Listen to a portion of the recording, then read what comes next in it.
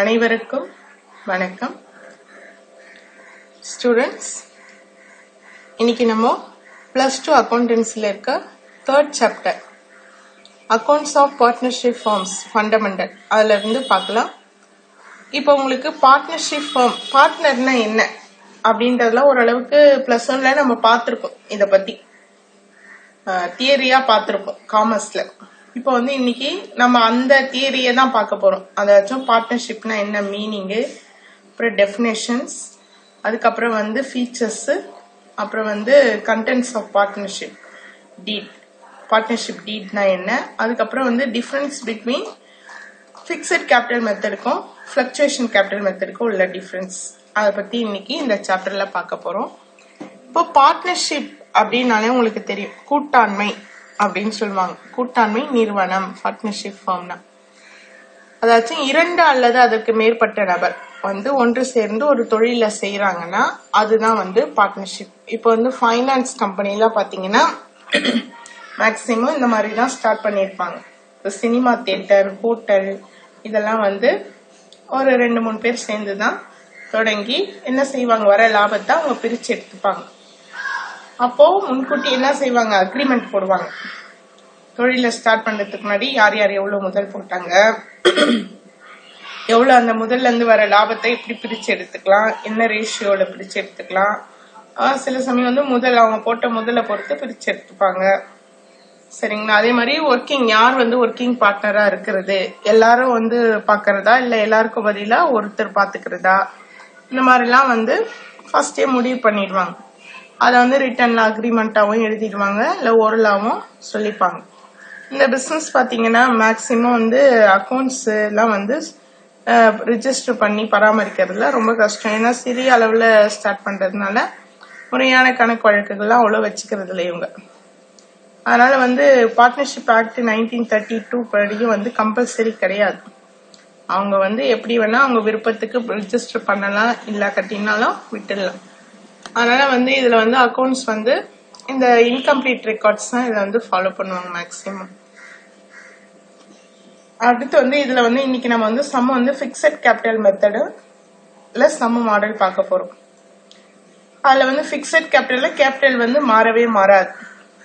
சரி, நம்ம சம் பாக்குறப்போ பார்க்கலாம். இப்போ ஃபர்ஸ்ட் மீனிங் ஆஃப் பார்ட்னர்ஷிப், இதெல்லாம் உங்களுக்கு கொஸ்டின்ஸ் எல்லாம் இருக்கு 2 mark. When 2 or more persons join together to form a business, இல்லையா 2 அல்லது அதற்கு மேற்பட்ட நபர் ஒன்று சேர்ந்து ஒரு தொழிலை தொடங்குறாங்க. To share the profit or loss arising therefrom in an agreed ratio.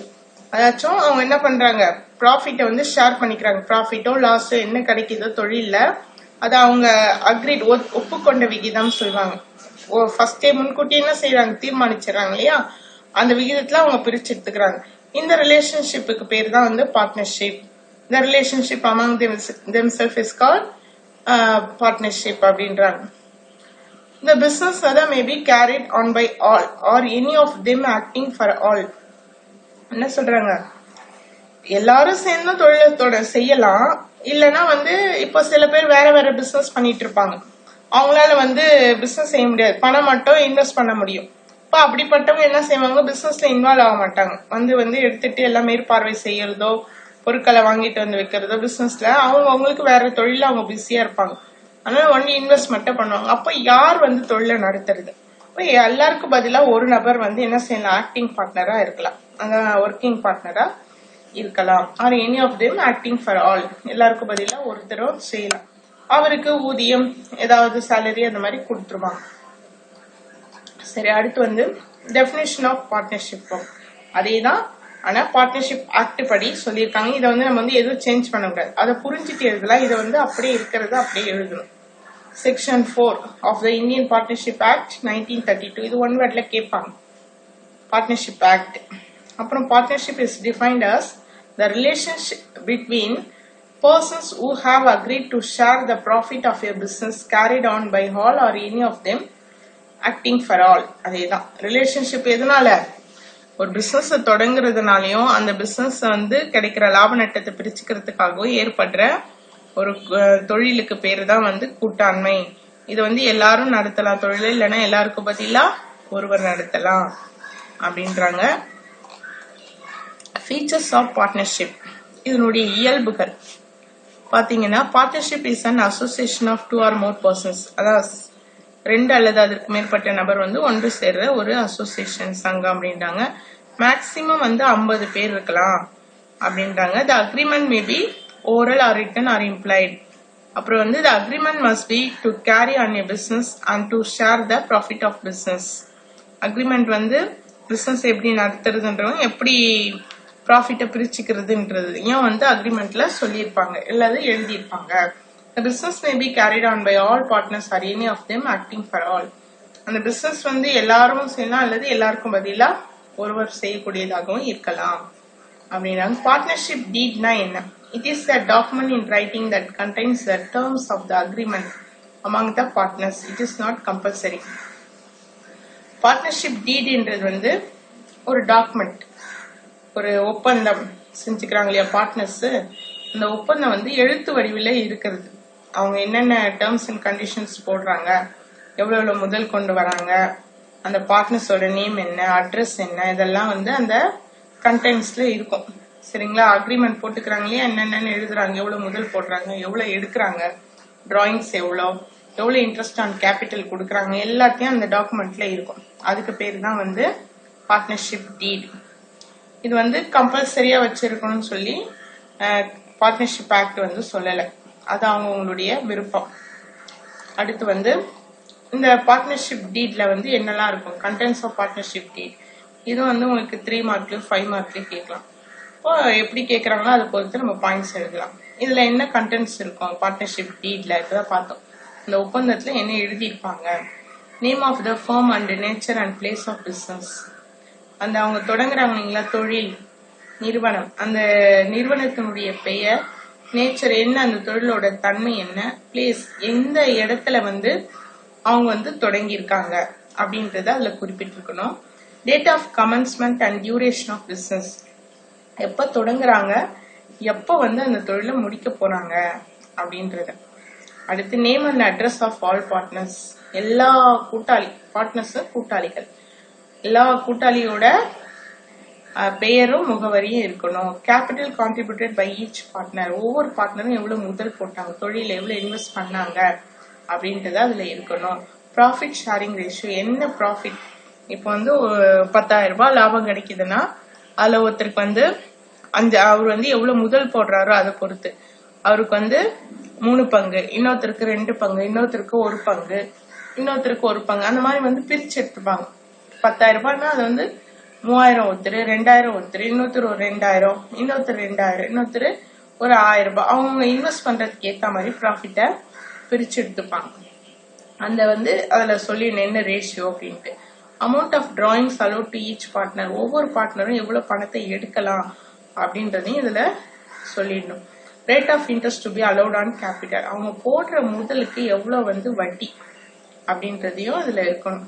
Settlement of accounts on dissolution of the firm, டிசொல்யூஷன்னா அந்த கூட்டாண்மையும் முடிக்கிறது, என்ன சொல்றது, முடிஞ்சு போறது அல்லது கலைக்கிறது. கலைக்கிறப்போ வந்து எப்படி பார்ட்னர்ஸ்க்கு செட்டில்மெண்ட் பண்றது, அவங்க போட்ட முதல் எவ்வளோ, அவங்களுக்கு எவ்வளவு சேர வேண்டிய தொகை, அதெல்லாம் வந்து எப்படி கணக்கு முடிக்கிறதுன்றதையும் இதெல்லாம் சொல்லிடணும்.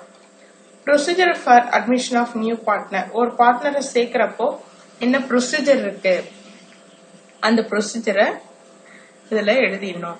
Maintenance of accounts and audit procedures, என்ன அக்கௌண்ட்ஸ் இவங்க மெயின்டைன் பண்ற போறாங்க, டபுள் என்ட்ரி சிஸ்டமா சிங்கிள் என்ட்ரி சிஸ்டமா, என்ன அக்கௌண்ட்ஸ், அதை ஆடிட்டுக்கு விட போறாங்களா, அதாவது கணக்குகளை வந்து தணிக்கை செய்யறதுக்கு செக் பண்றதுக்கு ஆடிட்டரை நியமனம் பண்ண போறாங்களா, என்ன செய்ய போறாங்க அப்படின்றதையும் இதுல இருக்கணும்.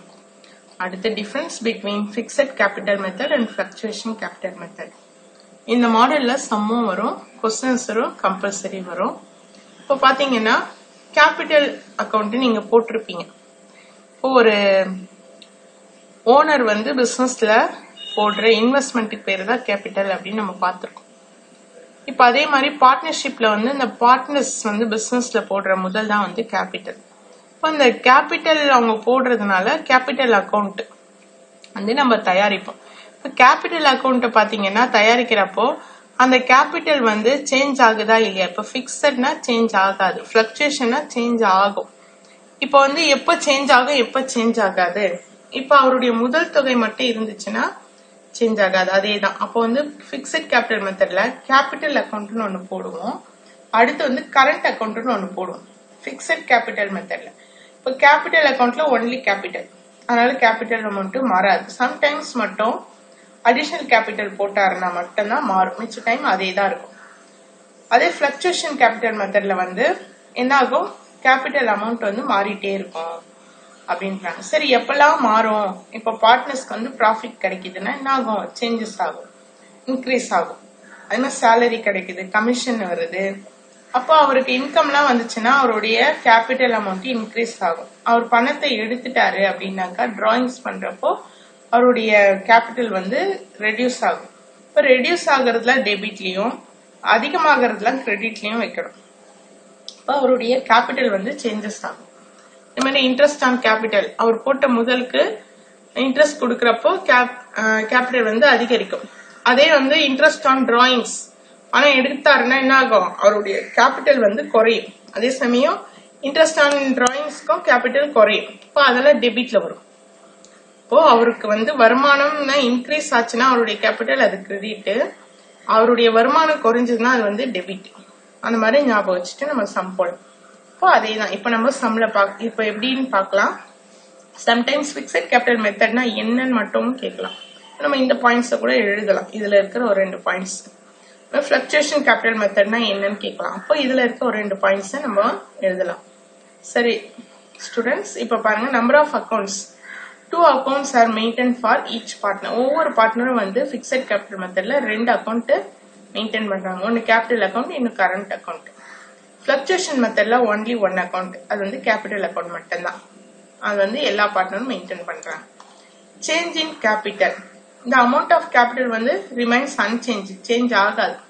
எக்ஸப்ட் சில சிச்சுவேஷன்ல மட்டும் மாறும். எப்படின்னா additional capital is introduced, capital is withdrawn permanently. அவர் தொடர்ந்து பணத்தை வந்து நிலையா இவ்வளவுதான் எடுக்க போறேன்னு ஃபர்ஸ்டே முடிவு ஆயிடுச்சுன்னா அப்போ குறையும். அடிஷனலா அவர் ஏதாவது இன்வெஸ்ட் பண்ணாலும் இன்க்ரீஸ் ஆகும். மிச்ச டைம்ல வந்து கேபிட்டல் வந்து மாறாது. The amount of capital changes from period to period. என்ன ஆகும், மாறிட்டே இருக்கும். சேலரி கிடைச்சா மாறும், இன்ட்ரெஸ்ட் ஆன் கேபிட்டல் கொடுத்தா மாறும், டிராயிங்ஸ் எடுத்தா மாறும், இப்போ மாறிட்டே இருக்கும். அடுத்து தேர்ட் பாயிண்ட், க்ளோசிங் பேலன்ஸ்.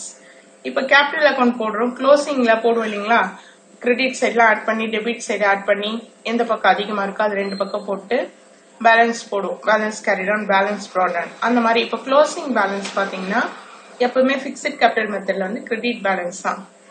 ஆனா சில சமயம் வந்து கரண்ட் அக்கௌண்ட்ல வந்து may show either debit or credit balance. Capital அக்கௌண்ட்ல எப்பவுமே கிரெடிட் தான், ஆனா கரண்ட் அக்கௌண்ட்ல டெபிட் பேலன்ஸும் வரலாம், கிரெடிட் பேலன்ஸும் வரலாம். பிளக்சுவேஷன் மெத்தட்ல பாத்தீங்கன்னா கேபிட்டல் அக்கௌண்ட் வந்து எப்பவுமே கிரெடிட் பேலன்ஸ் தான். It may also show a debit balance, சில சமயம் டெபிட் பேலன்ஸும் வரலாம் அப்படின்றாங்க. Fourth, adjustment, all adjustment relating to interest on capital. இப்ப பாத்தீங்கன்னா பிக்சட் கேபிட்டல் மெத்தட்ல வந்து adjustment, interest on capital, interest on drawing, salary, commission, share of profit and loss எல்லாமே வந்து கரண்ட் அக்கௌண்ட்ல தான் வரும். இதுல பாத்தீங்கன்னா எல்லாமே கேபிட்டல் அக்கௌண்ட்ல தான் வரும். All adjustment relating to interest on capital, interest on drawing, salary, commission, share of profit or loss or done இந்த கேபிட்டல் அக்கௌண்ட், எல்லாமே கேபிட்டல் அக்கௌண்ட். ஒரே அக்கௌண்ட் தான் இதுல போடுறோம், அதுலயே எல்லாமே வந்துடும். கேபிட்டலும் வந்துடும், இந்த மாதிரி ஐட்டம்ஸும் வந்துடும், அட்ஜஸ்ட்மெண்ட்ஸும் வந்துடும். இதை நல்லா பாத்துங்க, இதுல இருந்து அடிக்கடிக்க கொஸ்டின் கேக்குறாங்க. அடுத்து வந்து நம்ம சம் பார்க்கலாம். இதுல இப்போ செகண்ட் சம்ல பாத்தீங்கன்னா இதுல வந்து அவர் வந்து பிக்சட் மெத்தட்ல தான் போட சொல்லியிருக்காங்க கேபிட்டல் அக்கௌண்ட். இப்போ பாத்தீங்கன்னா from the following information prepare capital account of partners Ruben and Derry when their capital வந்து fixed. அவங்களுடைய கேபிட்டல் வந்து fixed. ரூபன் டெர்ரி அவங்களோட கேபிட்டல் அக்கௌண்ட் போட சொல்றாங்க. இப்போ ஓப்பனிங் கேபிட்டல் கொடுத்திருக்காங்க, அடுத்து கரண்ட் அக்கௌண்ட் கொடுத்திருக்காங்க, 2 பேரும் கரண்ட் அக்கௌண்ட் ஓப்பனிங். அடுத்து அடிஷனல் கேபிட்டல் கொடுத்திருக்காங்க, drawings, interest on drawings, share of profit, interest on capital, salary, commission. இப்போ இதுக்கும் வந்து ஃபார்மேட் இருக்கு. இப்போ பாத்தீங்கன்னா கேபிட்டல் அக்கௌண்ட்ல வந்து அந்த ஓப்பனிங் கேபிட்டல் என்ன பண்ணுவோம், பை பேலன்ஸ் brought on போடுவோம். அப்புறம் அடிஷனல் கேபிட்டல் கொடுத்தா போடுவோம், இல்லைன்னா இல்ல. இப்போ கேபிட்டல் மட்டும்தான் வரும். சரிங்களா, இந்த ஃபார்மேட் பாத்துக்குங்க. அடுத்து பாத்தீங்கன்னா பார்ட்னர்ஸோட கரண்ட் அக்கௌண்ட். இதுல வந்து கரண்ட் அக்கௌண்ட் ஓப்பனிங் கொடுத்தா மட்டும்தான் போடணும், இல்லைன்னா இது வராது. சரிங்களா, இந்த சம்ல இது கொடுத்துருக்காங்க, கொடுக்கலன்னா இது போடக்கூடாது. இப்போ share of profit, interest on capital, salary, கமிஷன்லாம் கிரெடிட்ல வரும். டிராயிங்ஸும் இன்ட்ரெஸ்ட் ஆன் டிராயிங்ஸும் டெபிட் வரும். இப்போ இந்த பக்கம் ஆட் பண்ணி எந்த பக்கம் அதிகமா இருக்கோ அது ரெண்டு பக்கம் போடுவோம், கம்மியா இருக்கிறத பேலன்ஸ் கேரிட் ஆன் இல்லைங்களா போட்டு போடுவோம். இதே இந்த ஃபார்மேட் நம்ம பார்த்துக்கணும். கரண்ட் அக்கௌண்ட்டுக்கு என்ன ஃபார்மேட், அதே மாதிரி கேபிட்டல் அக்கௌண்ட்டுக்கு என்ன. பிக்சட் கேபிட்டல் மெத்தட்ல 2 அக்கௌண்ட். சரிங்களா, இப்போ பார்க்கலாம். இப்போ சம் இதான் இருக்கு. இப்போ வந்து ஃபர்ஸ்ட் பார்ட்னர்ஸ் கேபிட்டல் அக்கௌண்ட் போட்டு பை பேலன்ஸ் brought on அவங்களுடைய ஓப்பனிங் கேபிட்டல் ரூ வந்து 70,000, டெரி இது 50,000, அடிஷனல் கேபிட்டல் 18,000, 16,000. இப்போ வந்து இது பாத்தீங்கன்னா 88,000, 66,000. இப்போ இந்த பக்கம் எதுவுமே கிடையாது. அப்போ பேலன்ஸ் கேரிட் ஆன் போட்டு ரூ வந்து 88,000, டெரி இது 66,000. ரெண்டு பக்கம் க்ளோஸ் பண்ணிட்டு பை பேலன்ஸ் brought on போட்டு 88,000, 66,000. இப்போ கேபிட்டல் வந்து வேற எதுவும் கேபிட்டல் அக்கௌண்ட்ல போடல, ஒன்லி கேபிட்டலும் அடிஷனல் கேபிட்டலும் போடுறோம். அடுத்து கரண்ட் அக்கௌண்ட். பார்ட்னர்ஸ் கரண்ட் அக்கௌண்ட்ல பாத்தீங்கன்னா இந்த பர்டிகுலர்ஸ் ரூபன் டெரி, பர்டிகுலர்ஸ் ரூபன் டெரி, இந்த பக்கம் டெபிட், இந்த பக்கம் credit. By balance brought on அப்படின்றது கரண்ட் அக்கௌண்டோட ஓப்பனிங். கொஸ்டின்ல பாத்தீங்கன்னா இருக்கும் கரண்ட் அக்கௌண்ட் போட்டு 1418 கொடுத்துருக்காங்க இல்லைங்களா, இந்த அமௌண்ட்டை தான் எடுத்துட்டு வந்து போடுறோம். பை பேலன்ஸ் brought on போட்டு 25,000, 15,000. ஷேர் ஆஃப் ப்ராஃபிட் வந்து 35,000, 25,800. இதுவும் கொஸ்டின்ல கொடுத்துருக்காங்க. Interest on capital 3,500, 2,500. சேலரி வந்து ஒருத்தருக்கு தான் கொடுத்துருக்காங்க, டெரிக்கு. கமிஷன் வந்து ரூபனுக்கு மட்டும்தான். இப்போ இதெல்லாம் வந்து பார்ட்னர்ஸோட கேபிட்டல் இன்க்ரீஸ் ஆகுறதெல்லாம் கிரெடிட்ல. அதே மாதிரி டிராயிங்ஸ் பணம் எடுத்துறாரு, அப்போ அவருடைய முதல் தொகை குறையும், அது வந்து டெபிட்ல போடுறோம். இன்ட்ரெஸ்ட் ஆன் டிராயிங்ஸ் அதுவும் என்ன ஆகும், முதல் தொகை குறையும், அதனால அதுவும் டெபிட்ல போடுறோம். இப்போ இந்த பக்கம் ஆட் பண்ணா 75,500 வருது, இந்த பக்கம் 10,500 வருது. 75,500ல இருந்து 10,500 மைனஸ் பண்ணா 65,000 பேலன்ஸ் கேரிட் ஆன். அடுத்து இந்த பக்கம் ஆட் பண்ணா 61,300 வருது. இதுல இருந்து 6,300 மைனஸ் பண்ணா 55,000 டு பேலன்ஸ் கேரிட் ஆன். இப்போ பை பேலன்ஸ் brought on 65,000, 55,000. அவங்களுடைய பேலன்ஸ் ரூபன் தான் டெரிதும் வந்து அவங்க 25,000 போட்டாங்க ஆரம்பத்துல, ஆனா இப்ப 65,000 ஆயிருக்கு. இவர் 15 போட்டாரு, இப்ப 55,000 ஆயிருக்கு. லாபம் இல்லைங்களா, சேலரி, கமிஷன் எல்லாம் கிடைச்சது போக இப்ப அவங்களுக்கு கேபிட்டல் வந்து இன்க்ரீஸ் ஆயிருக்கு. ஓகேங்களா, இப்போ வந்து அடுத்து ஒரு சின்ன சம், 5th சம். இது பாத்தீங்கன்னா மன்னன் அண்ட் ரமேஷ் அவங்க வந்து ப்ராஃபிட் அண்ட் லாஸ் வந்து 3:2 என்ற ரேஷியோல பிரிச்சுக்கிறாங்க. அவங்களோட கேபிட்டல் வந்து 1,50,000, ரமேஷ் வந்து 1 lakh April 1st. அண்ட் இதர் கரண்ட் அக்கௌண்ட் பேலன்ஸும் கொடுத்துருக்காங்க, அது நமக்கு தேவையில்லை. Calculate on interest on capital வந்து 6%. இப்போ மன்னன் வந்து 1,50,000ல 6% கண்டுபிடிச்சா 9,000. அடுத்து இவர் இதுல பாத்தீங்கன்னா ரமேஷ் 1 lakhல 6% கண்டுபிடிச்சா 6,000 கிடைக்குது. இப்ப இவங்க வந்து என்ன கேட்டிருக்காங்க, ஜேர்னல் என்ட்ரி கேட்டிருக்காங்க. அதே மாதிரி கரண்ட் அக்கௌண்ட் பேலன்ஸ் கொடுத்துருக்காங்க. அப்ப கரண்ட் அக்கௌண்ட்டே இவங்க ப்ரிப்பேர் பண்ணியிருக்காங்க. இப்போ இதுக்கும் வந்து ஃபார்மேட் இருக்கு. என்னன்னா interest on capital account data to Mannan current account to Ramesh current account, partners current account இருக்கும். இங்க பேர் கொடுத்திருக்கோம், நம்ம மன்னனோட கரண்ட் அக்கௌண்ட்ல எவ்வளவு போட போறோம், ரமேஷோட கரண்ட் அக்கௌண்ட்ல எவ்வளவு போட போறோம். இன்ட்ரெஸ்ட் ஆன் கேபிட்டல் பாத்தீங்கன்னா மன்னனுக்கு 9,000, ரமேஷ்க்கு 6,000 கண்டுபிடிச்சோம் இல்லைங்களா, அது போடுறோம். ரெண்டுத்தையும் ஆட் பண்ணா 15,000 இன்ட்ரெஸ்ட் ஆன் கேபிட்டல். இப்போ profit and loss appropriation account, இது என்ன செய்யறோம், ப்ராஃபிட் அண்ட் லாஸ் அப்ராப்ரியேஷன் அக்கௌண்ட்டுக்கு மாத்துறோம், டிரான்ஸ்பர் பண்றோம்.